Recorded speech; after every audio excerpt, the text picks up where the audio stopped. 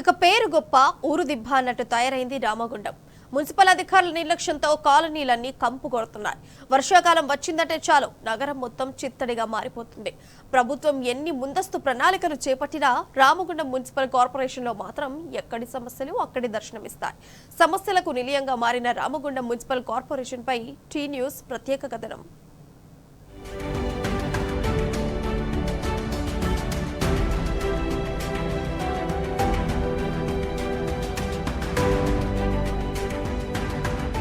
పెద్దపల్లి జిల్లాలోని ఏకైక నగరపాలక సంస్థ అయిన రామగుండంలోని మున్సిపల్ కార్పొరేషన్లో పారిశుద్ధ్యం పూర్తిగా లోపించింది.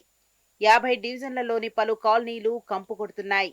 పారిశుద్ధ్య విభాగంలో 448 మంది సిబ్బంది పనిచేస్తున్నా సేవలు వినియోగించుకోలేని దుస్థితి కార్పొరేషన్లో నెలకొన్నది. ప్రస్తుత వర్షాకాల సీజన్లో పారిశుద్ధ్య నిర్వహణ లేక రోడ్లపై ఎక్కడ పడితే అక్కడ నీరు నిల్వ ఉంటోంది. ఇళ్ల మధ్యలో వర్షపు నీరు చెరువులను తలపిస్తున్నాయి. నూతనంగా వచ్చిన కమిషనర్ కి పాలనపై పూర్తి స్థాయి పట్టులేక అన్ని విభాగాల్లో ఎవరికి వారే యమునా తీరు అన్న చందంగా వ్యవహారాలు సాగిస్తున్నారు. ఇటువైపు కుండీలు పొంగిపోయి మొత్తం పీతి నీళ్ళంతా బయటకు వచ్చేస్తుంది. గత 6 నెలలు అవుతుంది. ఇక్కడేమో రోడ్లు వేస్తాను కుండీలు కడతాను అనుకుని తవ్వేసి వెళ్ళిపోయారు. అది కూడా అలాగే ఇడిచిపెట్టారు. ఒక్కొక్కసారి పీతులు మొత్తం బయటకు వచ్చేసి మాకైతే ఎలాగుంటుందని అలాగుంటుంది. అన్నం కూడా తెల్లేపోతున్నాము. అది కూడా ఒక్కొక్కసారి కడుపులు పొంగిపోయి వాంతులు విరోచనాలు అవుతున్నాయి. మేము అసలే మధ్యతరగతి వాళ్ళమే.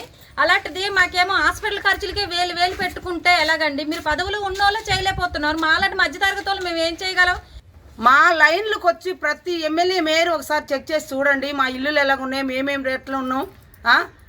మేమేమే సింగరేణి ఉద్యోగులు 20,000, 30,000, 40,000 జీతగాలు కూడా కాదు సార్. మేము కాంట్రాక్ట్ లేబర్స్. మాకి 15,000, 10,000 జీతంతో మేము ఎట్లా పిల్లలతో బతుకుతాం? ఈ గలీజులు ఎట్లా బాగు చేస్తాం? మా ఆరోగ్యాలు ఎట్లా బాగు చేసుకుంటాం? సాధారణంగా వర్షాకాల సీజన్లో పారిశుద్ధ్య సేవలను సమర్థవంతంగా వినియోగించుకోవాల్సి ఉంటుంది.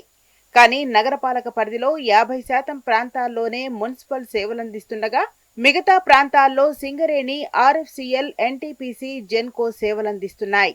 అయినప్పటికీ రామగుండం మున్సిపల్ కార్పొరేషన్లో పారిశుద్ధ్యం పూర్తి స్థాయిలో శుభ్రం కావడం లేదని ప్రజలు అసహనం వ్యక్తం చేస్తున్నారు. ప్రతి వర్షాకాలంలో ముందస్తుగా ప్రత్యేక బృందాలను ఏర్పాటు చేసేవారు. కార్పొరేషన్ సిబ్బందితోనే డ్రైన్ల పూడికతీత, నీరు నిల్వ ఉండకుండా చర్యలు చేపట్టేవారు. కానీ ఇప్పుడు ఆ పరిస్థితి లేదు. పైగా వర్షాకాల సీజన్లో అవుట్సోర్సింగ్ సిబ్బందిలో మార్పులు చేశారనే ఆరోపణలు వినిపిస్తున్నాయి. అందుకే కార్పొరేషన్లో పారిశుద్ధ్య నిర్వహణ సరిగ్గా అమలు కావడం లేదని ప్రజలు చర్చించుకుంటున్నారు.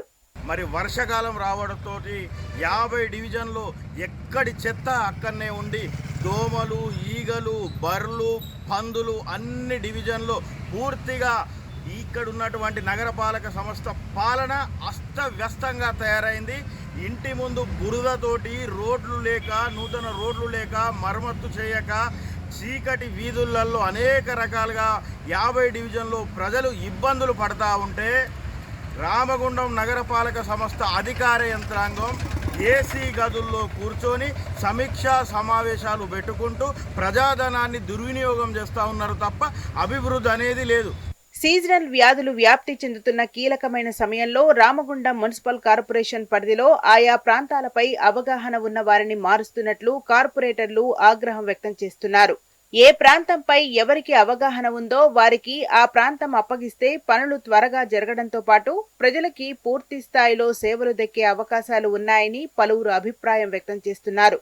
ఇప్పటికైనా జిల్లా కలెక్టర్ స్పందించి రామగుండంలో నెలకొన్న సమస్యల పరిష్కారానికి కృషి చేయాలని కార్పొరేటర్లు కోరుతున్నారు.